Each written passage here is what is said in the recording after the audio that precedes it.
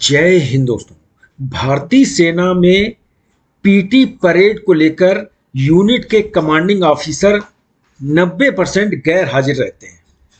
कई कर्नल जो commanding officer होते हैं वो तो आते हैं, लेकिन कई यूनिटों में ये खबरें आई हैं कि उसमें पीटी परेड में अनुपस्थित रहते हैं, गैर हाजिर रहते हैं। सेना ने अब इस पर कार्रवाई की है, मंदिर परेड से भी मना कर दिया। उसके बाद कार्रवाई हुई है। अब कोर्ट में मामला पहुंचा है, कोर्ट ने भी फटकार लगाई है।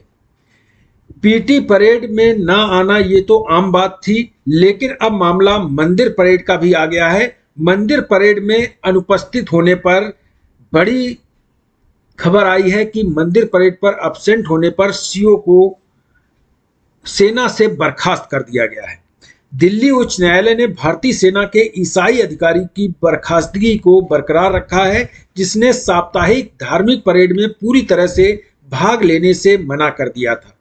दिल्ली उच्च न्यायालय ने भारतीय सेना के एक कमांडिंग ऑफिसर की बर्खास्तगी को बरकरार रखा है, जिसमें इस आधार पर रेजिमेंट की साप्ताहिक धार्मिक परेड में भाग लेने से इनकार कर दिया था कि वह ईसाई धर्म से संबंधित हैं, जबकि वरिष्ठ और विभिन्न स्तरों पर कई अवसर और परामर्श सत्र दिए जाते हैं।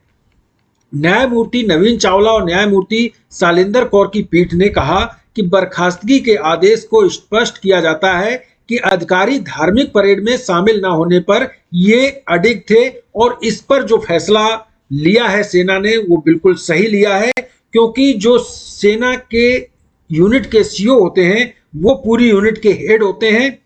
चाहे कोई भी परेड हो, उनका प्रेजेंट होना जरूरी है। सेना में धार्मिक भावनाएं कभी ऐसे मामले सामने नहीं आते हैं, लेकिन ये सीओ ने कहा कि मैं ईसाई धर्म से हूं, इसलिए धार्मिक परेड में नहीं जाऊंगा। यानी कि जो मंदिर परेड होती है, जिसमें मस्जिद परेड भी होती है, ईसाइयों के लिए चर्च, सारी परेडें उसमें शामिल होती हैं, उसमें जाने से सीधा मना कर दिया। और इसके बाद सेना ने बर्खास्तगी का आदेश दिया। उन्होंने दिल्ली उच्च न्यायालय में दरवाजा खटखटाया। इसके बाद दिल्ली उच्च न्यायालय ने भी कहा कि सेना ऐसे धार्मिक कृत्यों के लिए अधिकारी को बर्खास्तगी का फैसला बरकरार रखती है, और उनको जो बर्खास्त किया गया बिल्कुल सही किया गया है।